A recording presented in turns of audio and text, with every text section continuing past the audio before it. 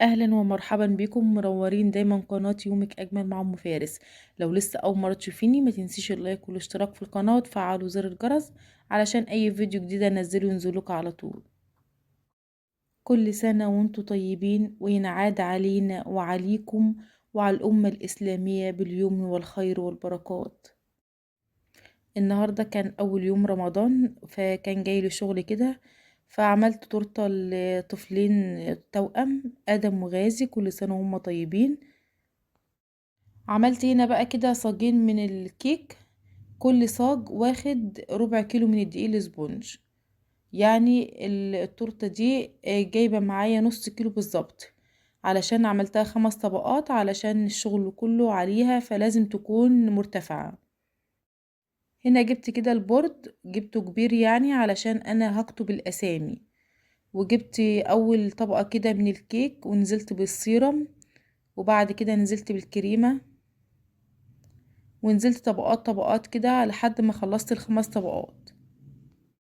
والحقيقة أنا جالي الشغل ده فجأة، يعني أول يوم كان جالي يعني حجز، فما كنتش أعرف إن التورتة دي هتيجي شغل أول يوم رمضان. ف...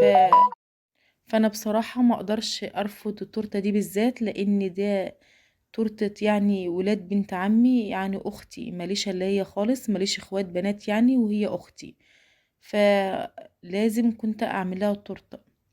فقعدت اتصل بيها وقلت لها انا جهزت التورته وانتي لسه ما بعتليش الرسمه والفينش اللي انتي عايزاه.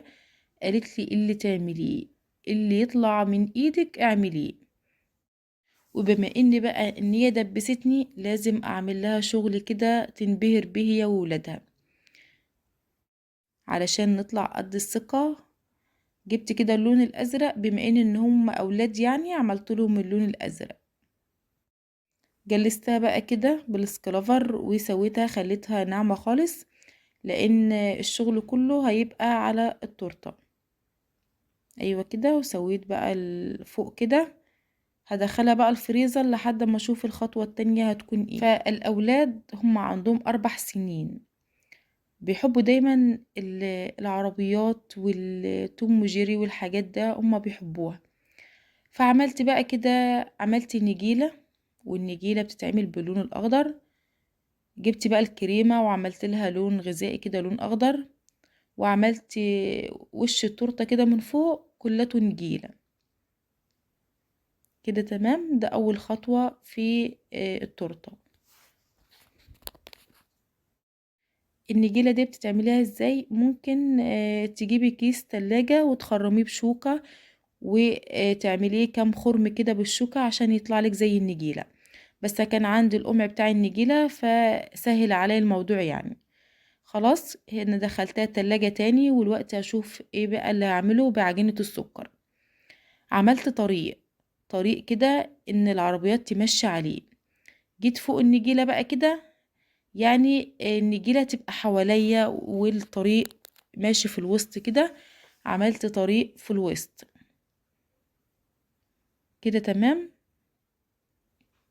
ظبطت بقى كده الطريق. طبعا الطريق ده زي ما قلت لك عجينة سكر سودا، فالطريق لسه ناقص حاجة، لسه ناقص يدخل فيه اللون الابيض اللي هي بتبقى وانت ماشية على الطريق كده بيبقوا عاملين علامات كده. مش عارفة والله، مش متذكرة اسمها دلوقتي ايه، بس هي بتبقى على. لما عملت اللون الابيض كده حسيت ان هي بقت شكل الطريق بالظبط كده. تمام، جبت بقى عربيات كده، عربيات صغيرة. طبعا العربيات اللي موجودة معايا دي حديد، كنت عايزة عربيات بلاستيك يعني بس ما لقيتش الا حديد. بجد والله شكلها ظريف جدا، عجبتني بجد. جيت بقى هنا كده فوق جبت كاندي، يعني زينت بالكاندي كده علشان برضو يحب الشغل اللي فيها كده، يعني مليتها كلها شغل كده وعملت الوان حلوة يعني لايقة مع بعضها. جيت تاني بقى كده عملت الروزتات دي في اخر التورتة كده،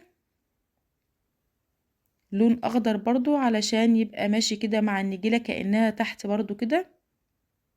وعملت آدم وغازي 4 سنين، وعملت الأشكال النجوم ده بعجينة السكر لون أصفر.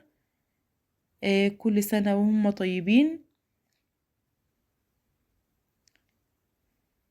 بجد مش قادرة اقول لكم هم مبسوطين بيها ازاي، عجبهم فكرة العربيات والديكور ده. يا رب دايما اشوفهم سعداء كده ومبسوطين طول العمر يا رب. وطبعا انا حاطه كده مصاصه واحده بس. طبعا انا عاينه التانية، يعني لما تيجي تاخد التورته هديها لها عشان ما يشكلوش، لان لو كنت حاطتها كان افورت جدا على التورته. ودي الشكل كده النهائي. طبعا انا بخرجها البلكونه علشان اوريكم المنظر الحقيقي بتاعها، يعني لا فلتر ولا اي حاجه خالص، دي على الطبيعه. فياريت يا بنات فضلا وليس امرا، لو عجبك كده التورتاية او الفيديو شيروه كده علشان يوصل لعدد كويس يعني. ويا رب يكون فيديو النهاردة عجبكم، واستنوني في فيديو جديد من قناة يومك أجمل مع أم فارس. وما تنسيش اللايك والاشتراك في القناة وتفعلوا زر الجرس علشان أي فيديو جديد ينزلك على طول. السلام عليكم ورحمة الله وبركاته. باي باي.